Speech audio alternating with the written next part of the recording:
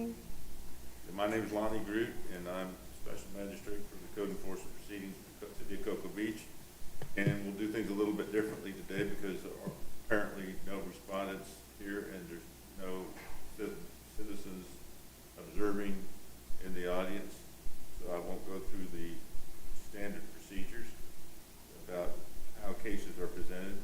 I will note that prior to the hearing that Ms. Danielle Crawford, who is here representing the city, has been searching the halls for respondents and has determined that there is none. And that being said, like I said, I'm Lonnie Groot. We have, well, let's everybody introduce themselves. Danielle Crawford. And Kristen Harris will be, Ms. Harris will be serving as clerk today. Are you the new clerk? PTR clerk, yes. Okay. All right.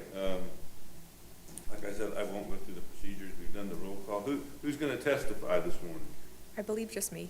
Just you. Let's swear you in then. Ms. Crawford, you solemnly swear that the testimony about to give it the matter out here be the truth, the whole truth, and nothing but the truth, so help you God. Yes. Thank you. All right. Are there any changes to the agenda today? We do have a few cases that are in compliance. Let's see here. Case 25-176 is in compliance, as well as 25-204. Okay, so those two cases will be removed from the agenda. And I'm going to backtrack a second. I reviewed earlier and have approved the minutes of the September 10th, 2025 hearings and executed those minutes along with Ms. Crawford. Thank you. So I'll give you those at the end. So would you like to proceed with case number 25-60, which is the respondent is Roger Scruggs, and like I said earlier, we have searched the halls to see if Mr. Scruggs desires to appear, and apparently he does not because he's not here. So you may proceed. May I enter the evidence? Sure, of Okay. course. Since there's no one to object, it'll be admitted.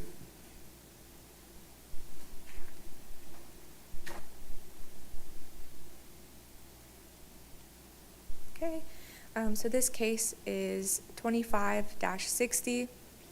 The owner is Roger Scruggs at 1391 South Orlando Avenue with the parcel ID and legal description above.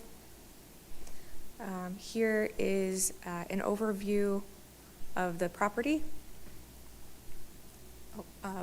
pulled from property search. So on April 16th, 2025, I sent a notice of violation to the respondent addressing the violations on the property, including means of egress, general, International Property Maintenance Code, and Section 10-22, enumerated conditions prohibited, declared nuisance, notice of violations penalty, City of Cocoa Beach codes and ordinances. Respondent was asked to remove all trash and debris from the property and to provide a safe means of egress for emergency service personnel. On April 21st, 2025, the certified mail was received and signed by the respondent. On May 15th, 2025, the respondent called and stated he was working to clean up the clutter. On June 25th, 2025, I re-inspected the property and observed some progress in reduction of clutter by the front door. However, the carport remains full of clutter with no means of egress. On September 12th, 2025, I re-inspected the property, which remained in violation.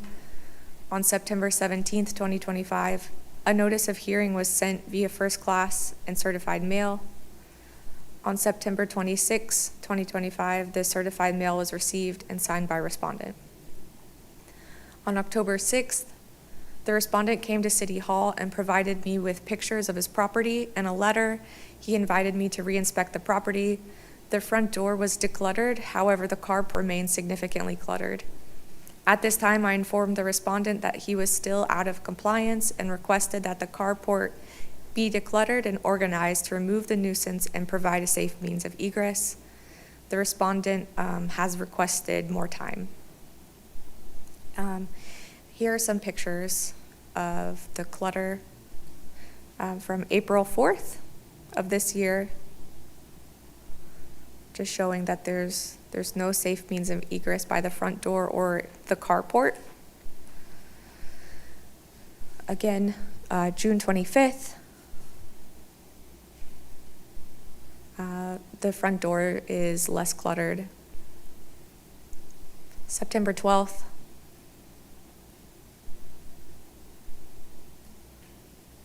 Can you stop at that one? this one? The one prior to this one. No, looking at a window. Into a Oh, the window. What's that wire? Um, Is it rope or wire, or what is it? yeah, I believe it's just string. I don't think it's connected to anything. Okay, okay. Yeah. Thanks. Yep. And then this is the most recent picture from October 6th. But the blockage inside the window remains like that? You know what? I'm not certain. But the carport, Yeah, the carport. then Is it? it's sort of, oh, we have your city staff, right? Yes. If a firefighter was to, the front door is not impeded now. Correct. So. Not a significantly. firefighter- There's a fire inside, the firefighter goes inside through the front door, supposedly. Okay. What's the condition like inside that would affect the firefighter's ability or their safety? And the condition is unknown. I haven't been able to see the inside of the property. That bad, huh?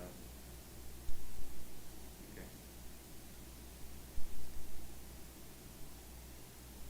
Our property representative wasn't able to make it today. And so the staff recommendation, based on the testimony and evidence presented at this hearing, we respectfully request that the magistrate find the respondent in violation of the notice of violation and give the respondent until November 8th, 2025 to bring the property into compliance and have compliance confirmed by the code enforcement officer. You may have said this earlier, is the structure occupied? Yes. And I don't second guess.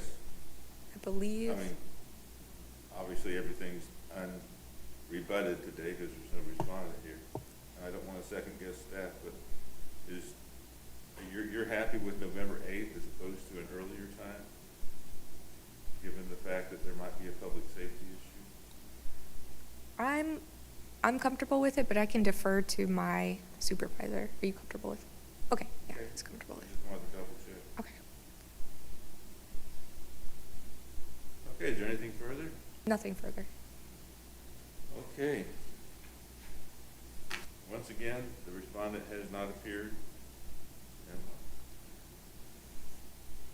So in case number 25-60, respondent Roger Scruggs, property address 1391 South Orlando Avenue, find a violation of section 702 means of egress, section 702.1 General International Property Maintenance Code, and section 10-22 enumerated conditions which are prohibited relative to nuisances. And we'll give the respondent until November 8th to come into compliance. And what fine did you suggest? We haven't suggested a fine yet. We would do that at the Massey hearing. Okay, and the fine would be $250 a day for each day of noncompliance after that day because of in my judgment, the severity of the situation. And there's been adequate time to mitigate this circumstance, and the property's occupied too. And in my judgment, $250 is an appropriate amount to fine this individual. This property, I didn't look at anything else. Is it homestead? It is. All right, and that'll be the order that will be issued in this case. Okay, thank you so much. Is there anything further to be brought before me today? No, nothing. Nothing further? All right. We're adjourned. Thank you. Thank you.